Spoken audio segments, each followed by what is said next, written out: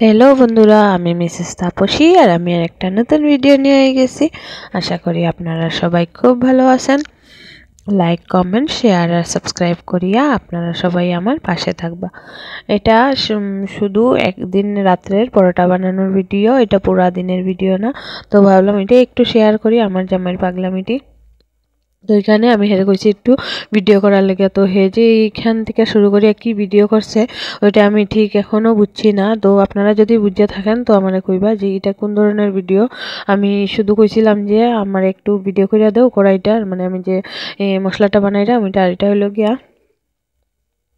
ফুলকপি আলু দিয়া মানে পরোটা বানাইলাম আর কি, ঠান্ডার সিজন তো ফুলকপির পরোটা খাইতে তো অনেক বেশি ভালো লাগে। যদিও আমি শুরুয়ার থেকে ভিডিওটা করতে একদমই ভুলে গেছি, হঠাৎ করে মনে হয়েছে তো প্রতিদেবরে কইলাম করার লাগিয়া।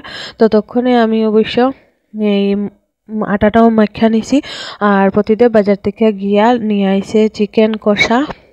আর এখানে আমার লেগে নিয়ে আইছে স্পেশাল এক জানি না কি কারি, এটা নাকি অনেক মানে টেস্টি আর কি, খুব স্পেশাল।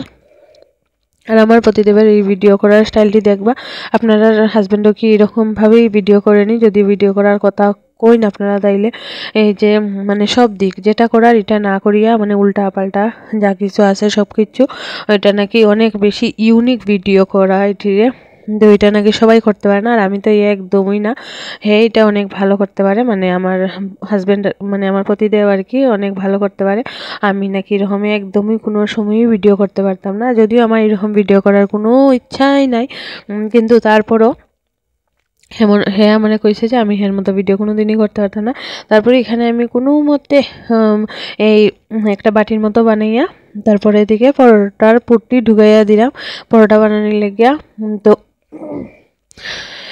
এখানে আমার মোটামুটি সবটি মানে লেচি বানানি শেষ, শুধু এখন পুরটি ঢুকাইয়া এখানে রেখে দেবো। আর আমি পরোটাটি অনেকটা বড় বড় বানাইছি। আর আলুর পরোটাটা একটু বড় করে বানাইলেই ভালো লাগে। আর এরকম একটু বেশি করে ঢুকাইলে পুরা পরোটার মধ্যে মানে এই ইয়েটি পাওয়া যায়, মশলাটি পাওয়া যায়। এখানে ফুলকপির সঙ্গে অল্প একটু আলুও দিয়া দিছি আমি।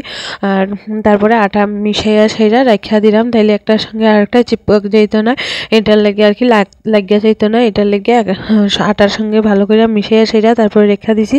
আর এখানে অনেকটি পরোটা হয়েছে। তারপরে দিকে এখানে সবটি করা শেষ হওয়ার পর এখানে বেলা শুরু করছি। আর এখানে প্রথম 2-3টা আমার একদম মানে ফাটি গেছে আর কি, অল্প অল্প করে ফাইটটা বাইরে গেছে। লাস্টেরটি যদিও অনেক বেশি সুন্দর হয়েছে বেলা, কিন্তু লাস্টেরটির ভিডিও আর কে করবো। আর আমি তো এক হাতে ধরে আর এক হাতে ভিডিও কেমনে করবো, মানে বেলমু কীরকম।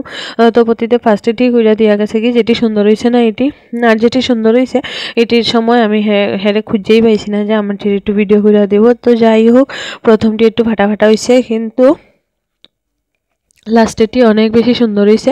আর সুন্দর না হইলেও মানে খাইতে একদম দুর্দান্ত হয়েছে।